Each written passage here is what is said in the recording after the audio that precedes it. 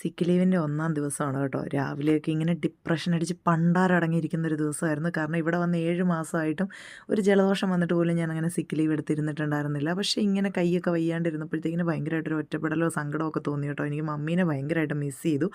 വൈകുന്നേരം ആയപ്പോൾ ഒരു കുളിയും ജപമൊക്കെ കഴിഞ്ഞപ്പോൾ ഞാൻ വിചാരിച്ചു അങ്ങനെ ഇരുന്നിട്ട് കാര്യമില്ല. കാരണം എനിക്ക് എന്നെ തന്നെ ഒന്ന് ബൂസ്റ്റ് ചെയ്യാൻ അല്ലെങ്കിൽ എനിക്ക് എന്നെ തന്നെ ഒന്ന് തിരിച്ചു പിടിക്കാൻ കിട്ടിയൊരു സമയമായിരിക്കും എന്നൊക്കെ വിചാരിച്ച് ഞാനൊന്ന് പോസിറ്റീവ് ആകാൻ ശ്രമിച്ചു കേട്ടോ. പക്ഷേ എൻ്റെ മുഖം കാണുമ്പോൾ അറിയാം ഞാൻ കംപ്ലീറ്റ് ആയിട്ട് നെഗറ്റീവ് കൊണ്ട് നിറഞ്ഞു നിൽക്കുന്നൊരു സമയമാണ്.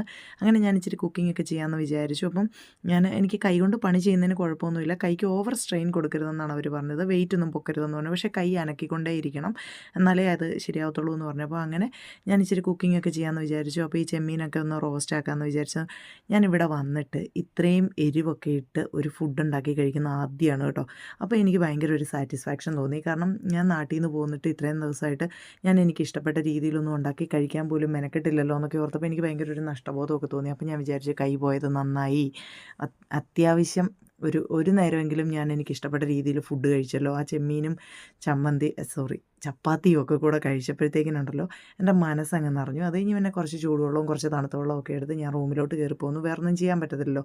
അങ്ങനെ മുടിയൊക്കെ വാരി കെട്ടി വെച്ചിട്ട് കിടന്ന് ഉറങ്ങിയേക്കാമെന്ന് വിചാരിച്ചു. ഉറങ്ങിയൊന്നുമില്ല കേട്ടോ, ഫോണേ കളിച്ചുകൊണ്ടിരുന്നു.